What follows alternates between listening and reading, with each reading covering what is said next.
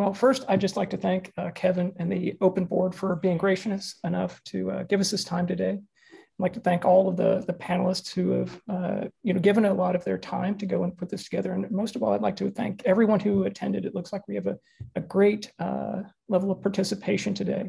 I'm really excited for us to record this session and present it at Out and Equal so that they can see the great community that we have here at Lowe. As Kevin said, the title of today's topic is the LGBTQIA+ experience, how it enables building diverse, inclusive teams. And our agenda, we're getting through the welcome and introduction. We're going to have each of us on the panelists will go and speak briefly and elaborate on the theme. And we're going to focus, not just on the thesis and our personal stories, but extracting from that some practical applications and some practical ideas on how we can go and use our lived experience to go and expand the diversity of our organization and open opportunities to more folks. And we wanted to go and do that in breakout sessions. So after we get done with the panelist presentation, we'd like to go and just basically brainstorm together, return, and then collectively share our insights. The hope is that this is just the beginning, where we would be able to take this session and the ideas that we engender and create a wide variety of recommendations and also leverage on some of the great work that people are doing in isolation, bring people together to go and achieve this important objective. So just to introduce everyone, my name is Christine Schultz. I'm a senior solution engineer for North American applications, and I'm coming to you from unexpectedly sunny Portland, Oregon. I'm sure that won't last. I'm joined by Cheryl Lander, Senior Director of CX Industry Solutions from San Jose, California. Asad Halim, Director of Documentation and User Assistance in Toronto, Canada, where I understand all of our television shows are filmed. And Beck Vaughn, Director of Product Management for NetSuite Localization in Brooklyn, New York. And Beck, I hope you were safe in the recent weather events. So that said, we'll start sharing and then we'll get into the meat of the presentation. Here we are. Coming back. Great. Okay. Sorry, I'm going to change my view to speaker. Okay. Agenda out of the way. When Christine Lassard brought us all together to go and brainstorm ideas for what we would want to present to Out and Equal, every single one of us brought up, diversity. And it really struck a chord within me because I thought back to my prior work experience. I have so much experience with very diverse teams and just had this great personal feeling from it. I really wanted to go and attack that.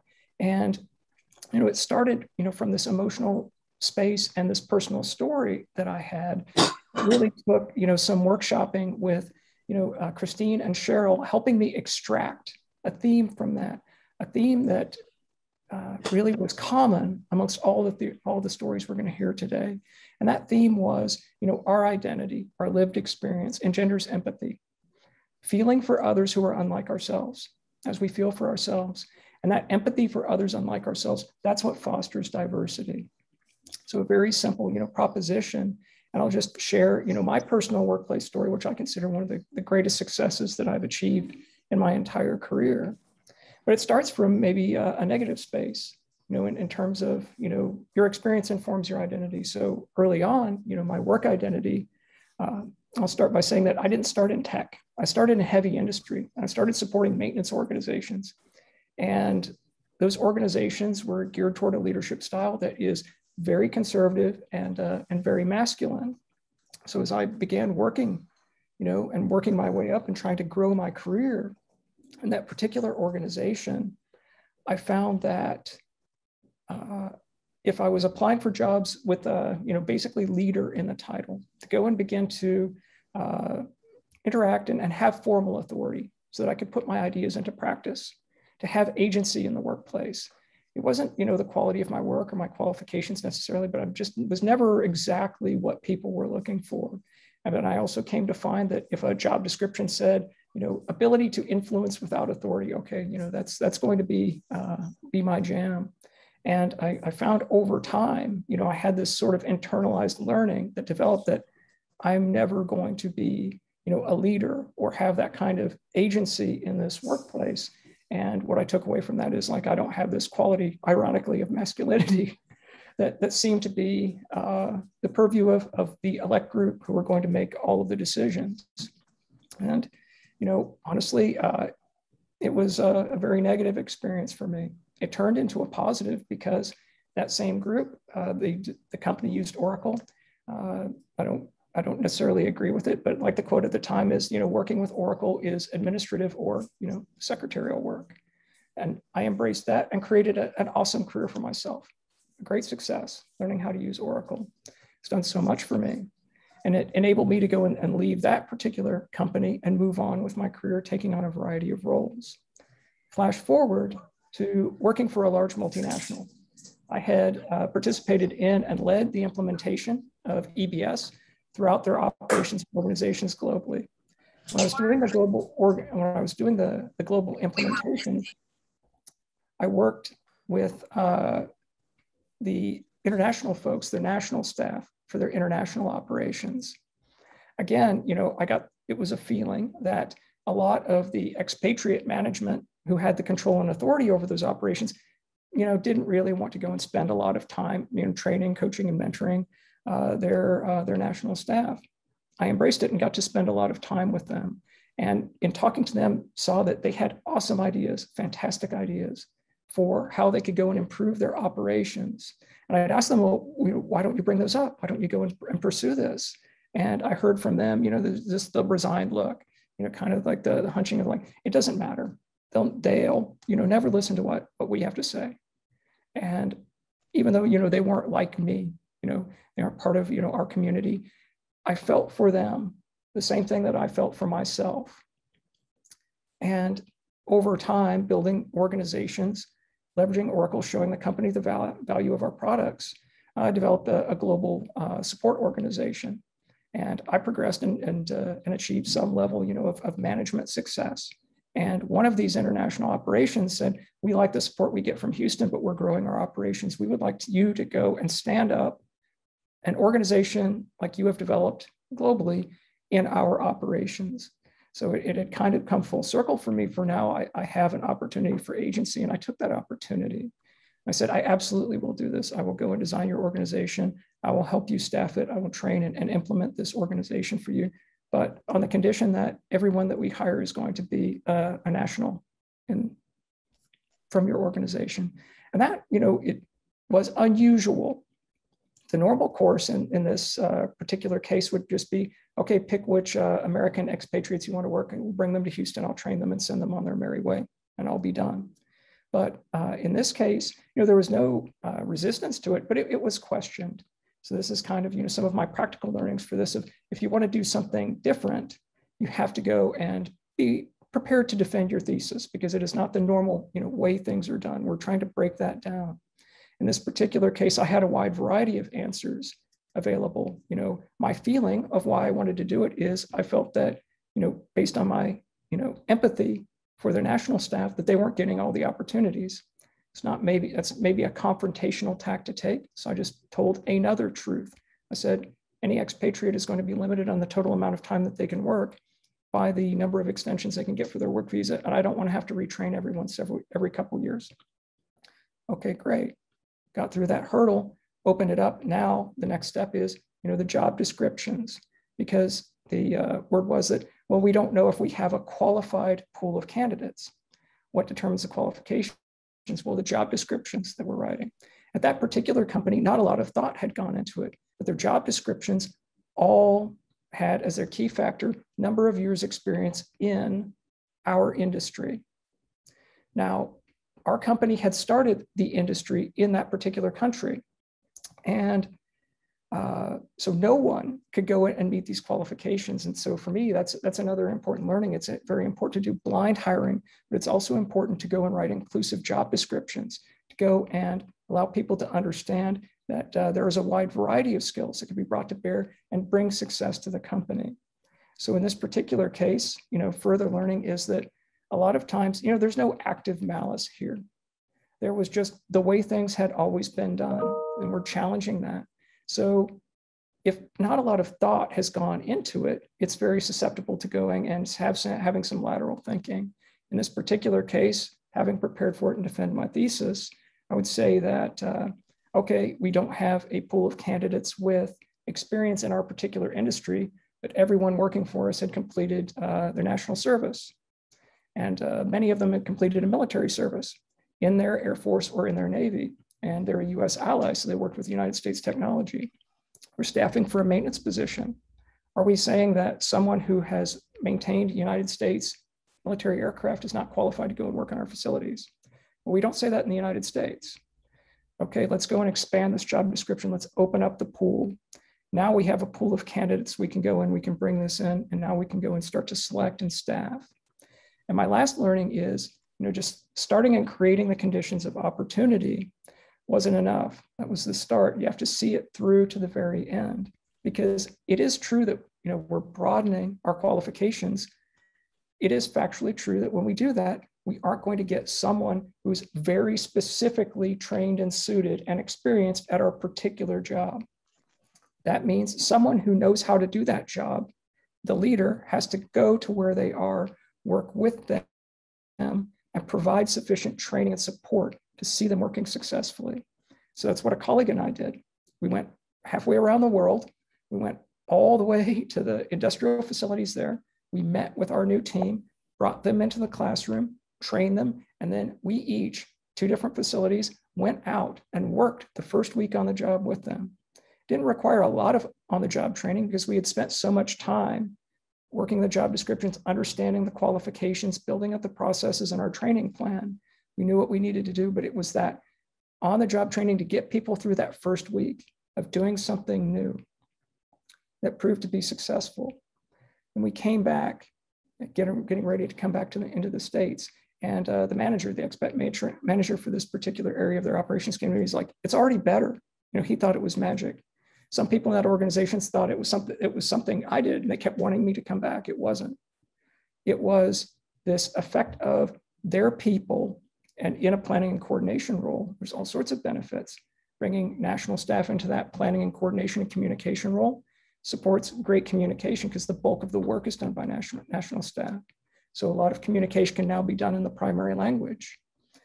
There's modes of communication, all sorts of things. But I feel that one of the main things is, because I'd had good relationships out there, is all sorts of people in that organization came up to me to ask what is going on with this organization, because they can see their people have achieved success and have achieved a new organization. And they can see now that this company that we had, this operating unit, is really theirs.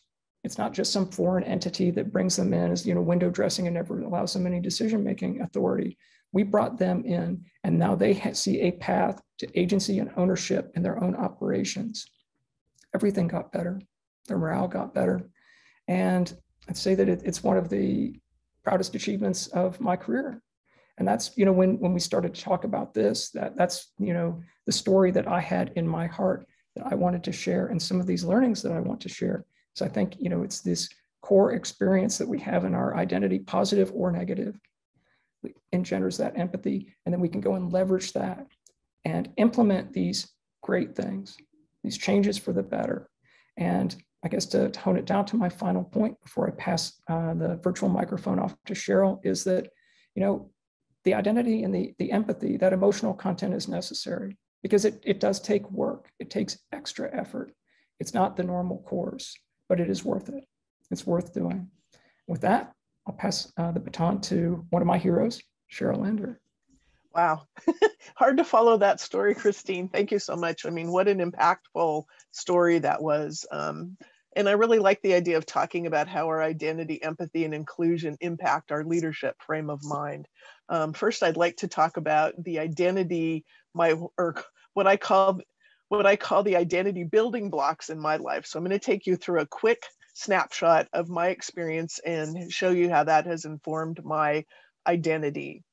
So I grew up in Montana in the 60s and 70s in a white Anglo-Saxon Christian-focused culture.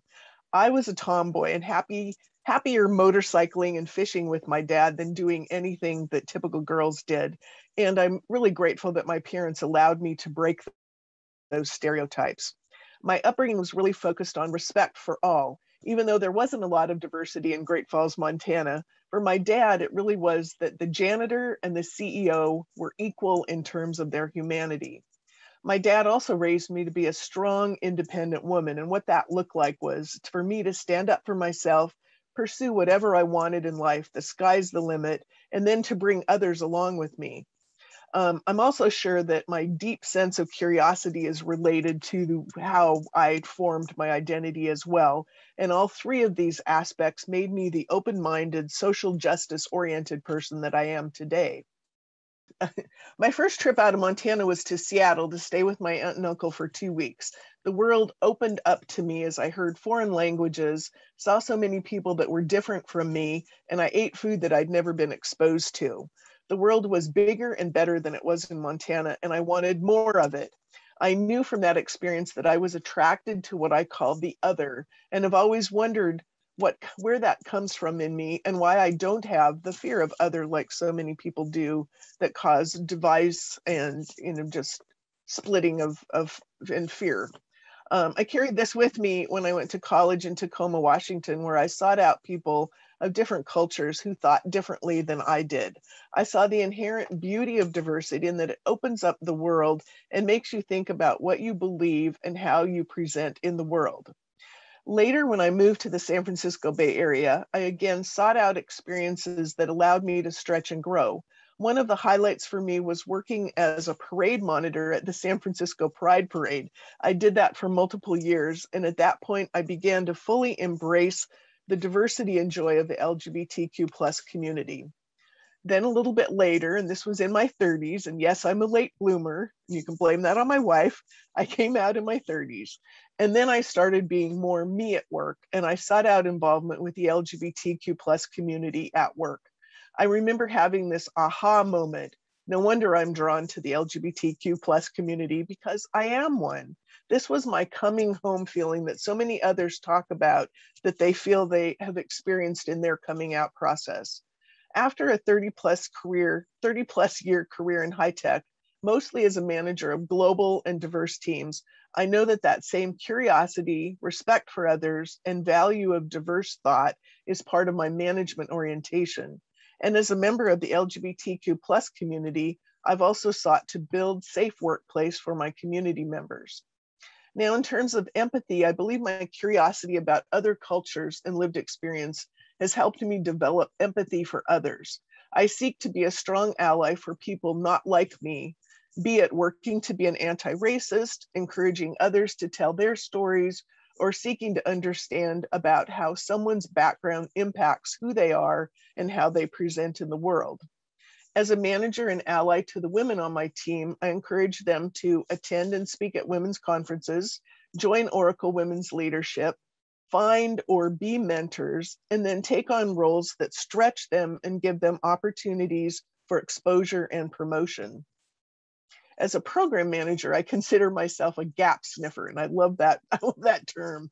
Someone who identifies gaps in communication or process and then identifies how to fill those gaps. I'm like that with people as well. I'm always trying to connect people who can learn from each other and benefit from each other's experience. Then in terms of the work that we're doing in Open, we start a chapter when there's volunteer interest in doing so.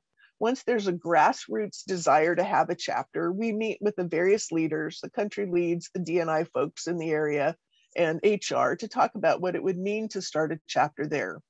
We listen to the concerns that they have, and in some countries it's very challenging in terms of the laws, anti-LGBTQ plus sentiment, but we give examples of other companies that have formed LGBTQ plus ERGs in these areas.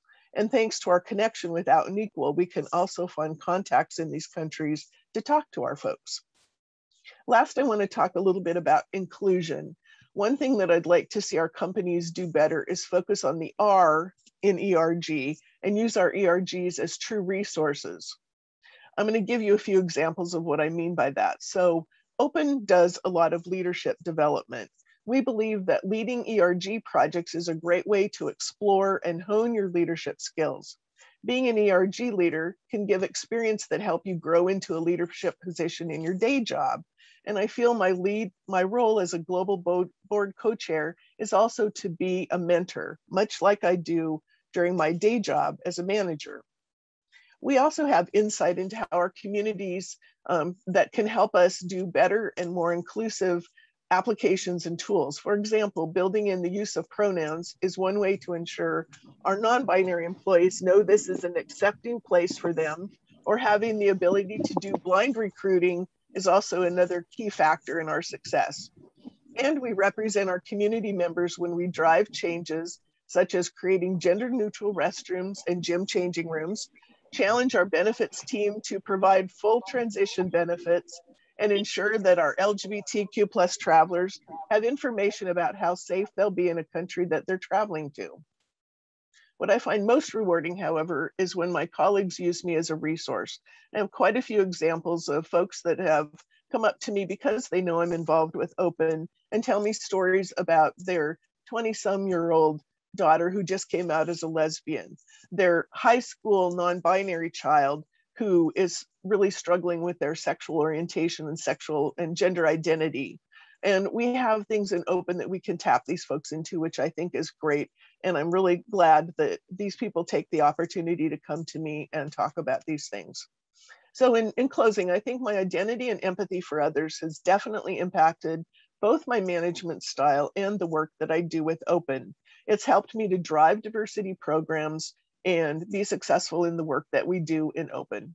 So thanks for the important opportunity to talk about this, Christine, and back to you for the next panelist. Well, thank you so much, Cheryl. That's a fantastic story. And as I mentioned, if anyone has any questions for some time that we have later in the session, please feel free to go and stage them up in the chat. We'll address them there, or we'll bring them up to our wider group. Next, it's my pleasure to go and introduce Asad Halim, who has a fantastic story to go in and tell. So Asad, if you're prepared, please, we'd like to pass the microphone to you. Yeah, thanks so much, Christine, and I hope everyone can hear me. We just heard some fabulous stories from Christine and Cheryl, and I think we're going to hear some more from Beck as well. So, I mean, where do I come in, right? I mean, I was, when I was first invited to participate in the session, I wondered what impact, if any, my own lived experience had on my being an ally, right? And I think to some extent, everyone has or deals with feelings of, inadequacy. Sorry to sound grand, but have a sense of failure or alienation or being cut off from people, right? Once, sometime or the other in their life, right? And I myself, as happen to be a painfully shy and introverted person, and I often feel cut off from my colleagues, and I find it difficult to form new relations and interact with others. Yeah, but so that's all there. But I still feel that nothing in my personal life had really prepared me for allyship, right? Maybe you can count my MA in feminist and third world literatures as maybe 10 plus points, and maybe 5 more for intellectual ability. But and by the way, I was the only guy in class of I think more than 50 or 60 people, right? So maybe my sense of otherness, that otherness counts perhaps, okay? But jokes aside, I was thinking, where did my personal journey actually begin, right? So I've been involved with Open, I think, actively since 2018, when we started working towards Open's first chapter in India. I'm currently based in Canada, but I recently moved from India, so I was there around 2018. And so that's when I first started working with Open. But I think Oracle started prepping me much earlier. I think perhaps when I first became a manager. So here's my story of metamorphosis in brief, hopefully in brief. So I think I learned quite early on, given my introverted nature and all that, I could put on a sort of not quite superhero suit at work, right? So I could be this communicative, engaging person who was, who was out there, extrovert and, talking to people, outgoing at my job, while still being the same old me inside, right? So that's one. But what I kind of quickly understood, or maybe not so quickly, but slowly understood, was that if I was doing this, if this was my mechanism, surely other people were using similar mechanisms themselves, right?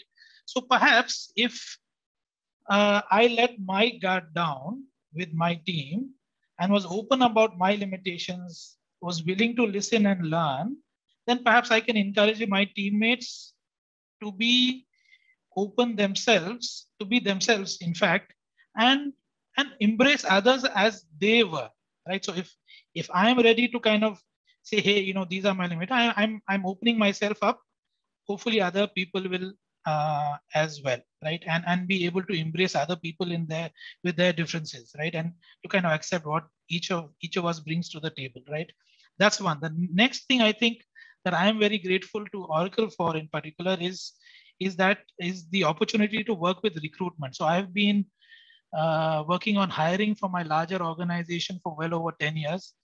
And I think especially over the last 6 years, we've kind of done a lot of college or campus hiring, right? So, and because, especially because we go to some very fine institutions across the globe, we are kind of talking to this new generation of people who are highly driven, very intelligent, but they're also very well informed and open-minded, right? Irrespective of their background. And there are certain things that are important to them, right?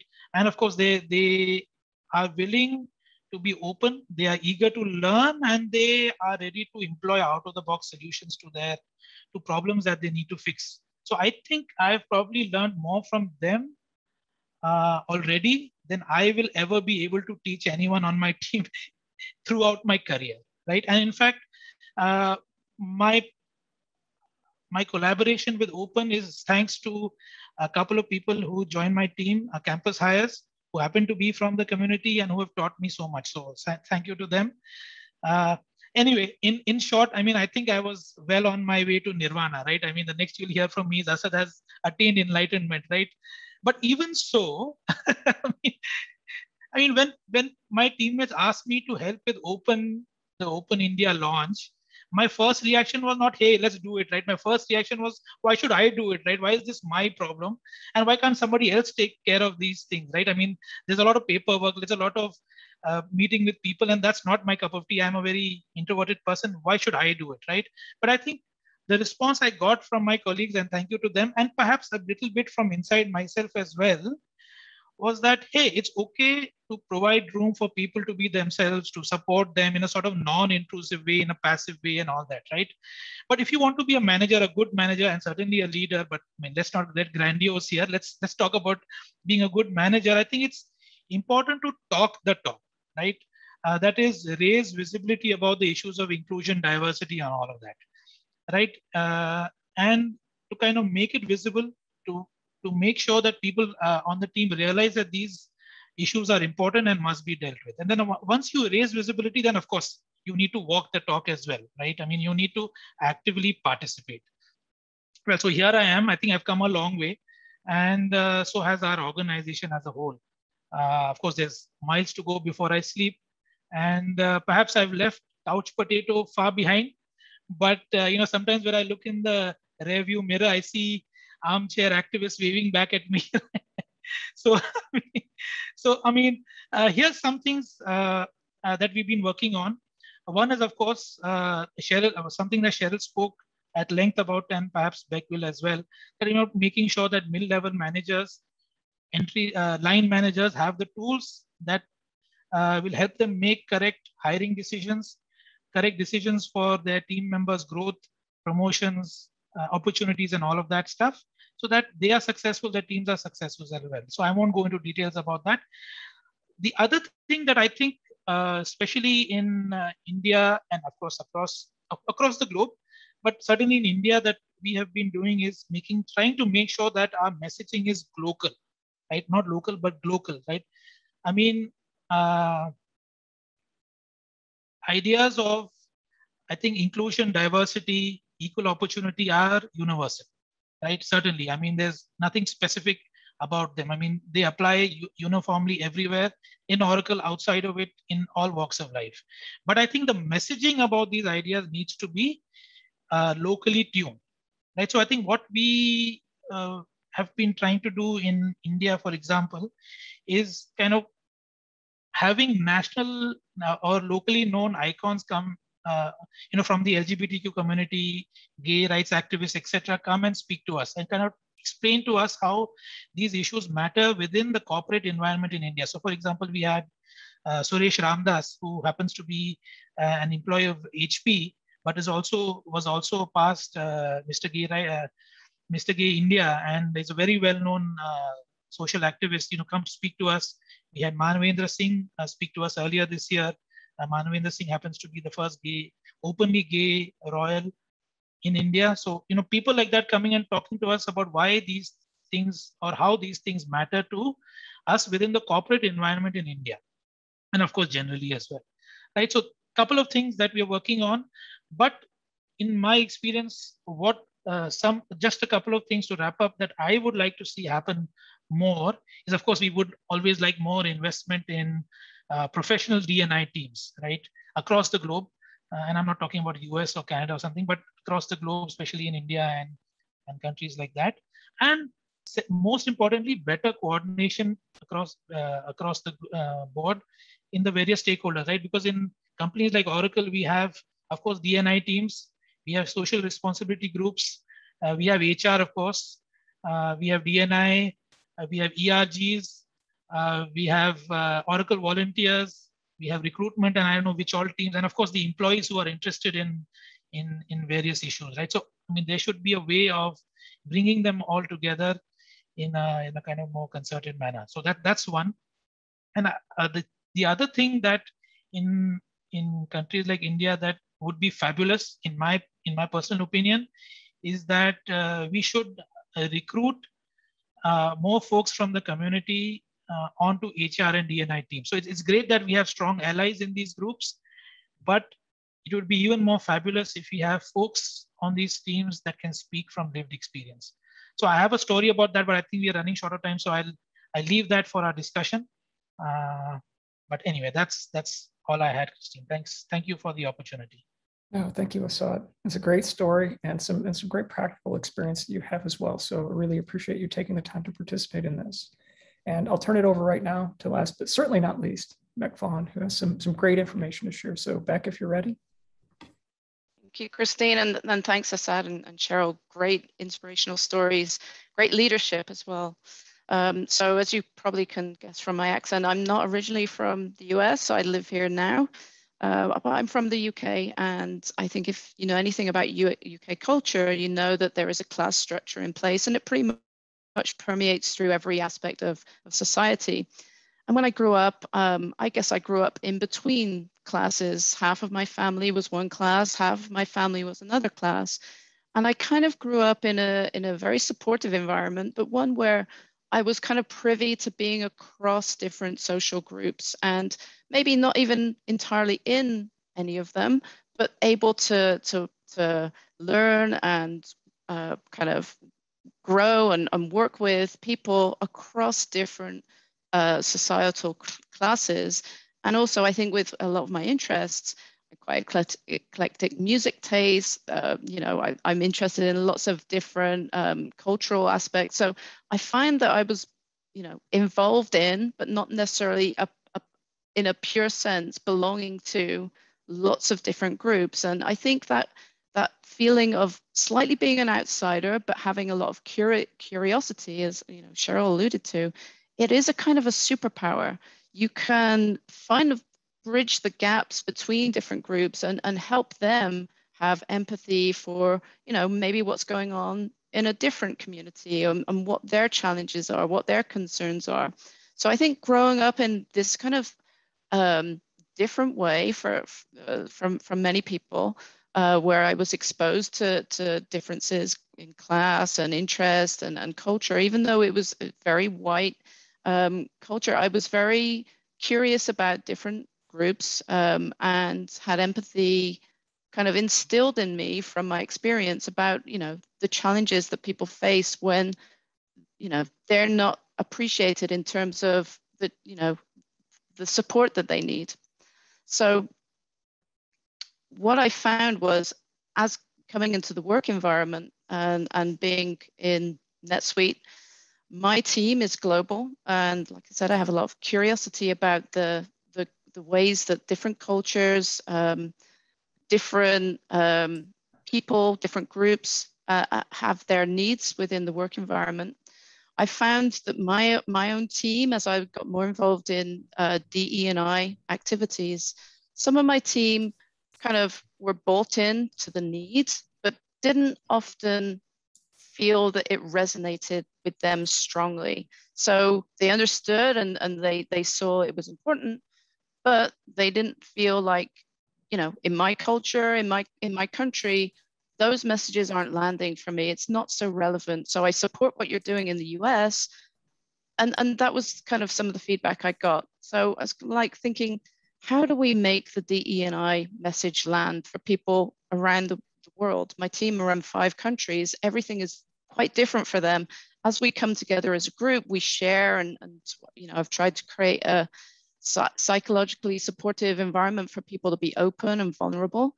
And we talk frankly about, well, you know, this makes sense for you, but it doesn't make sense to me. So we kind of leaned into why is that? And we were able to take some of the experience we have as a product team, thinking about empathy and design thinking for our end users and apply it internally to us.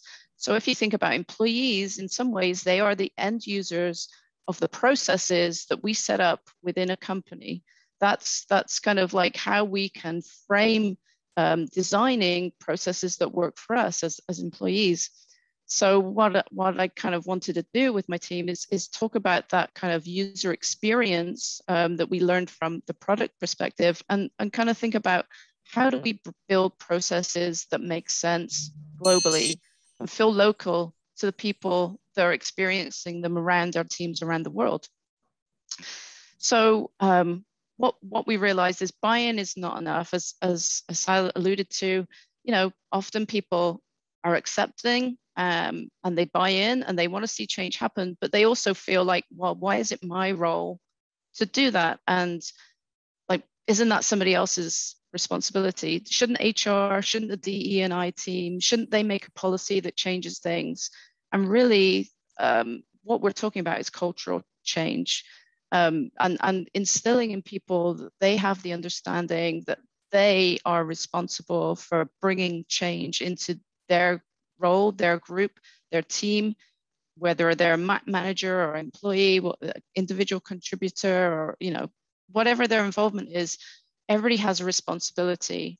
And part of the way that we were able to do this with managers is kind of selling them on the benefits of, you know, what a diverse team can bring. The types of inclusive thinking that will help people in their day jobs as product managers, as product developers, being able to have that perspective and a wide range of inputs is really important in our role. So it's actually beneficial in our day jobs to be as inclusive and diverse as possible. So leaning into that kind of learning and also knowing that within the hiring manager role, people find hiring stressful. Most managers haven't been trained or, you know, don't think of hiring as a key part of their role, that, you know, they need to spend time nurturing that in terms of development within of the skills within themselves. But it's actually very, very key, because hiring managers are responsible for bringing in the diverse pool of people that we want our companies to be made of. So what we wanted to do is help hiring managers by providing them tools and systems that not only help them with hiring in general, so, you know, best practices in hiring, how to set yourself up for success, but to do that with a DE&I lens. So including topics like, you know, understanding your own implicit bias, how to hire for cultural addition rather than cultural fit, and breaking the impulse towards finding people similar, having people acknowledge where they have gaps, and, you know, lean into, why is that a gap for me? Why do I naturally tend to, you know, hire towards this group, or maybe we've had a challenge attracting this type of candidate. So then we look at things like inclusive job descriptions and you know, the type, you know, as Christine mentioned, the types of qualifications you list include or exclude specific groups. And also the terminology that we use includes or excludes different groups. And there are some great tools out there. I think Textio is one where you can send your job description and it will be evaluated in terms of, does it include gendered language? Will it exclude certain people from applying because subconsciously they feel that the terms don't really match with the skills that they bring? So if we talk about rock stars, or if we talk about empathetic managers, who do we attract with those type of words? So having people brought into the need for being more inclusive in the terminology they use and the impact of the words they use in job descriptions is one area that we've really kind of seen great response from managers on, because frankly, they didn't know that this was happening, and they have the power to shape the candidates that come to them is quite empowering for them. I think sometimes there was a feeling that, well, you know, we put the job description out there and then it's up to the world to decide who applies, and maybe recruiters have some hand in getting the message to a wide base. But for me, it's the luck of the draw who I get. Actually, managers have a big power in changing who applies for roles. And they can certainly work with recruiters to reach out into places where traditionally maybe they haven't looked, and in shaping the qualifications needed, include more people with applicable skills that maybe aren't the ones that have always been listed, but are equally valuable in the role that they need. So that kind of hiring guideline, hiring advice formed into a hiring playbook, where we give kind of a checklist of things that hiring managers can do to make the process easy for themselves and to be more inclusive and increase the diversity of their teams. So that's something that we're actively involved in. And I'm super keen to hear from anybody that is involved in similar work in different organizations, and hoping to see more of this kind of as general advice within the workplace for hiring managers to increase diversity, equity, and inclusion within our teams. And that's it from me. I'm going to pass it back to Christine. And I think we're going to go into some breakout rooms shortly to talk about ideas around this. That is correct. Just before we do that, we had some interest in the chat. What was the name of the site that we could go and send the job descriptions to back? It's Textio. So in Oracle, we have a team that I will pass the email on, but there is a team that I think it's like textio@oracle.com. Oh, okay. And they work directly with Textio. If you're outside of Oracle, then you can go to their website and see the type of work that they do and work with them. But it's a really simple process, and it's really, really interesting to get the feedback on, you know, what the language in your job description is doing for people. Awesome. Well, thank you so much for this. And just if nothing else, you know, wide publication of what you and your team have been doing, and just putting these tools in more hands will make everything better. So Kevin, if you are prepared, I think it's time to go and head into the breakout rooms, and hopefully everything goes great. I can start. I mean, for me, your session was resonated a lot. We're in my GBU, FBGBU, we are starting an initiative. I'm on the D&I Council to really start promoting how we're going to hire, how we're going to be inclusive, how we're going to be diverse, and getting out of the norm for what we've been usually hiring. And a lot of the things you said are exactly the key points that we're bringing up. And it really has to do with educating our hiring managers, because they don't know. They're in the dark. Yeah. I don't want to be repetitive, but I'm on the D&I Council for our GBU, and it's the exact same thing. Was it Mike? Were you just speaking? It was, yes. Yeah, what Mike said. So I'm going to pass along that Textio. I guess it's Textio_US. Yeah, that's our internal our internal kind of team that help us, and they connect. I guess we must have an account with Textio, so they kind of collate, and I think the turnaround is pretty quick. It's a great service. It's really interesting. So if we share that with the hiring managers when they write their descriptions, they could do that. Yeah, absolutely. Definitely. We're just trying to find a way to get them more involved. So yeah, I think kind of having them do that, and then maybe the other kind of advice we got was really working with recruiters and spending time explaining and being intentional that we want to widen the pool of candidates. We want to be more inclusive, so that the recruiter knows, okay, maybe we put this job description in different places than before. Maybe there's more outreach that can be done with different communities. And I think one of the feedbacks we got for that to happen, it's really important to include the recruiter as early as we can in the process, so that they have time to build those those links to communities, and planning for the year, and talking about what needs will be coming up down the pipe, rather than kind of we have a urgent need to fill a role. When people have that approach, then I guess the path of least resistance for a recruiter is to go to the place where they've found success before, but that doesn't necessarily increase diversity. So if there are ways to plan well in advance, and kind of highlight to a recruiter, hey, we're going to have these needs in 2-3 months, can you reach out to different places, find out what's going on locally for where we need to hire.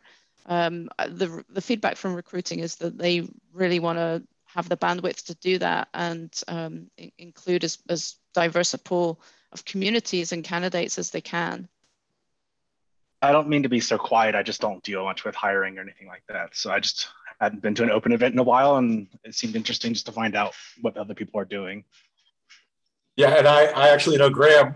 We have Open Atlanta, and there's like 4 of us that are like buddies. But you have to put your last name on there, Ken. I know, sorry. And I have nothing. It's so funny. I have nothing to do with hiring also. Everyone on my committee are all VPs and this and that. And then they put me, but I mean, everyone's got their little things. Like I'm very good at, I do the voiceovers for the hospitality. So like to increase diversity, for example, or awareness, I should say, in our groups, we're creating we pick holidays. So I think it's Ganesha is what we're going to do now with the putting the God in the water and starting all this neat stuff. So I created this whole musical thing with pictures and interviews, and so that's kind of how I'm contributing, just to make people aware. And I think it's really about not so much just the hiring, but it is about the awareness. And we're also looking at an initiative on how we can raise awareness through the communications and the ongoing communications that we already have within our GBU, and how can we just add a little extra oomph to them to start raising awareness. Yeah, that's where I've been trying to help out. So yeah.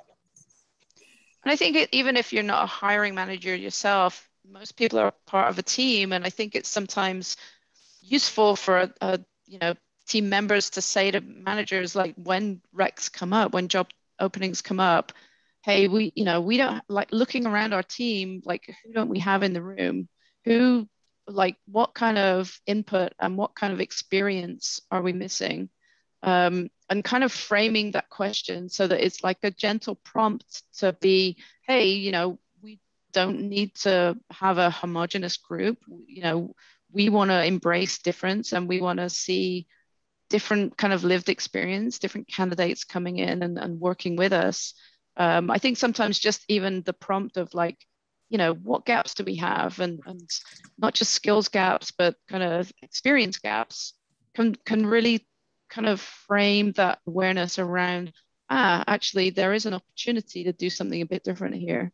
And sometimes I think just that awareness and thinking about, with a different lens, it just turns attention in a different way, and can really flavor the way the hiring process goes in particular. I think for me, it was interesting when I heard Asad talking about that sensation of like, I put on a kind of an armor to be the me at work, but inside I'm a different me, and then realizing if I'm doing that, other people are doing that. So what happens if I start to reveal and feel more free to be myself, and knowing the impact that has had with his group. I think that was a really valuable insight, and kind of stories like that I wish that more people across our org, of every group, kind of get to hear that vulnerability, that experience of what that realization and change of approach did for him, and in terms of his growth, and his ability to relate to his team, and so on. So yeah. And I think promoting the ERGs that are out there within Oracle, I'm surprised at how many of my colleagues don't know about them or never heard of one. And I think being part of a group like that just helps with exactly what you just talked about, and we can get people to kind of step outside the box a little bit. Being on Zoom all the time doesn't necessarily help. because you need a lot of in-person interaction sometimes to feel comfortable talking to people. But we're coming up on the hour, and I understand that everyone had to leave, but anyone who participated in their breakout sessions, who had particular thoughts that came up or impactful insights, we had some great discussion in our room. Paul, you had some great comments there. If you wouldn't mind, speaking to some of our discussion, I think that would be really great. I don't want to put you on the spot, but there were some great points made. If you'd care to share. Well, I think my best point was to hire more people like Padmini. I think, we were talking a little bit about how do you drive conversation and how important just continuing to talk about it with people that may not initially seem like they'd be that interested in the topics that we're talking about can suddenly lead to change. And I was telling the story about the GM over at Oracle Health Sciences, where he and I had a few conversations, and then suddenly he I don't think it's just because of me, certainly, but I think there had been enough conversations around him that he has sort of embraced this idea of diversity and inclusion. And now, he just sent out an email about recruiting and to think about diversity in that recruiting. And, I think it's been a really positive experience that wouldn't have happened if we didn't just keep talking about it and keep setting expectations. It can sometimes feel like you're beating your head against the wall, but then suddenly the wall moves. And then that's when you feel this real sense of reward. That's amazing. How about anyone else from any of the other breakout rooms? How did the other discussions go?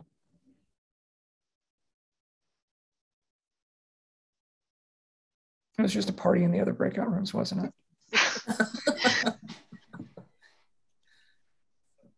I hope so. I know Dana was taking notes in our group. So Dana, I mean, if you want to go ahead, fine. Otherwise, I took some notes myself. So. No, go ahead, Ashid.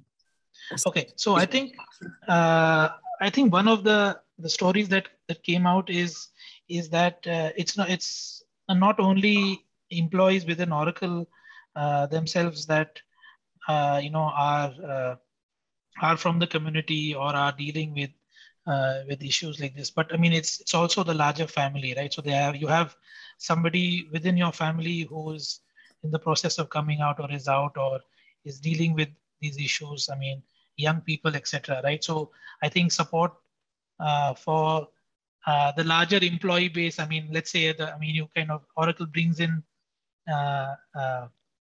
provides these opportunities through some of these counseling sessions and all for people who are, for family members of our employees. I think that's so important to kind of make sure that our employees have that support to kind of deal with things that are happening within the family. So that's one. The other thing that I think came out is that there's a lot of teams, there's a lot of work going on within teams to make sure that,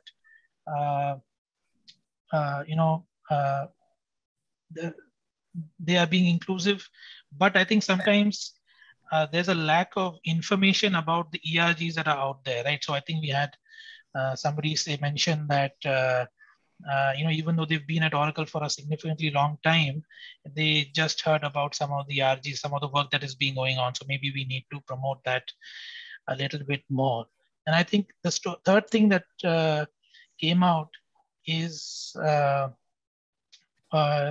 kind of from the recruitment perspective, that sometimes you have perhaps a borderline candidate, from a diverse background, and so you might want to see, and if you can catch onto that, you might want to see to kind of give them a little bit more rope or give them a little more scope to see if you can kind of bring them in, because at least I shared a personal story. At least in my own experience, we had during one of our campus hire drives, we had this great candidate whom we brought on, and there were some performance issues when this person was just joined, right? It turned out that, person was just in the midst of, coming out to the family and coming out to friends, etc. And so there was all this trauma, etc. that was happening.